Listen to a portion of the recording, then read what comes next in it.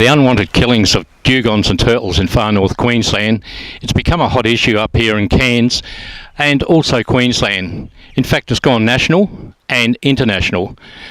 And the man that started it all off was Colin Riddell, and he's with me today. Welcome, Colin. G'day Barry, how are you? Not too bad. Cole, what inspired you to start this dugong and turtle saviour up, if I can put it that way? Oh, it's just the fact that I became aware that Japan killed 900 whales a year, and then when I moved to Queensland, up here at Cairns in particular, I heard that 14 dugongs got murdered in one hit, and I went home and researched them on the net and found out exactly what they were, because being a Victorian I really wasn't aware of what they were. I did know they were a big ugly creature in the water, but then I researched them and saw how infrequently they bred, and I thought, well, I think we should do something about it. We're hypocrites. Have you had any opposition to your work on the turtles and dugongs as far as your website goes and people contacting you? Yeah, I've had opposition from the conservation groups because they have bigger agendas. They want to lock up the whole coral sea, or they want to lock up the Cape, so they don't join the campaign. That's something that you think that those conservation groups would be very interested in, the inhumane dispatching of an animal, or the uncontrolled slaughter of an endangered species, but they're strangely quiet, and I think that's very odd. What about the state and federal governments, Cole? Are you getting any help, or are you getting more opposition from them?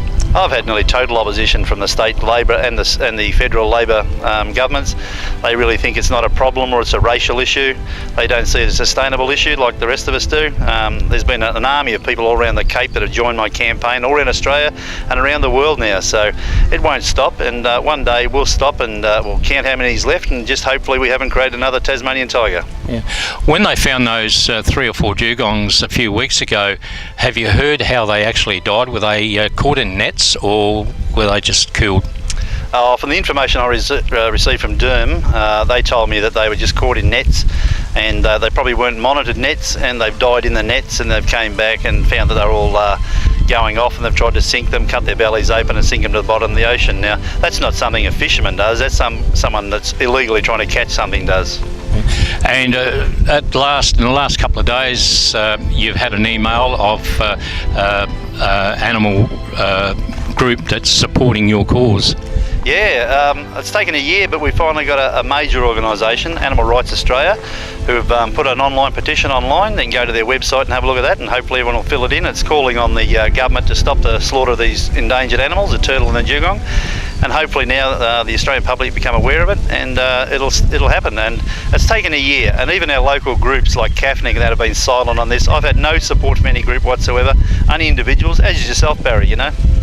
And Bob Irwin, Cole, was up here not so long ago, and he supports what you're doing. What avenue is he taking to help you out? Oh, well, Bob's raised its profile by coming up here and speaking to the media, and he also put out the call nationally for a moratorium to stop killing these for a period of, say, 12 months, and we can stop and count and just see how many are left, because no one knows. The Native Title Act has no mechanism in it at all that determines how these creatures are taken or killed. There's no way to count how many are killed, and there's no process, and that's what we need to change. You were talking of, and so was Bob, of having a moratorium on the dugongs and turtles. Has that progressed to any degree?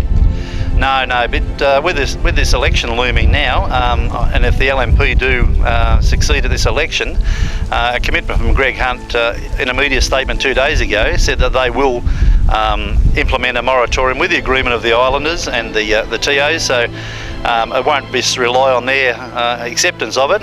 If they don't agree, I'm sure it'll happen anyway, because it needs to. We need to stop and count. So if anyone finds any turtles dead or dugongs, they can contact you on your website, if you'd like to give your website out, and anyone who wants to support this cause can contact you direct. Yes, thanks Barry. Yeah, it's Dugongs and Turtles, just the word dugong, the word and, not that little funny thing, turtles, all one word, .webs.com/. So dugongendturtles.webs.com/, or just send an email to dugongman@gmail.com, and that'll get me.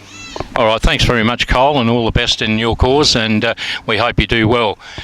We've been talking to Colin Riddell in regards to the unwarranted slaughter of dugongs and turtles. This is Barry Neal for Cairns Video News.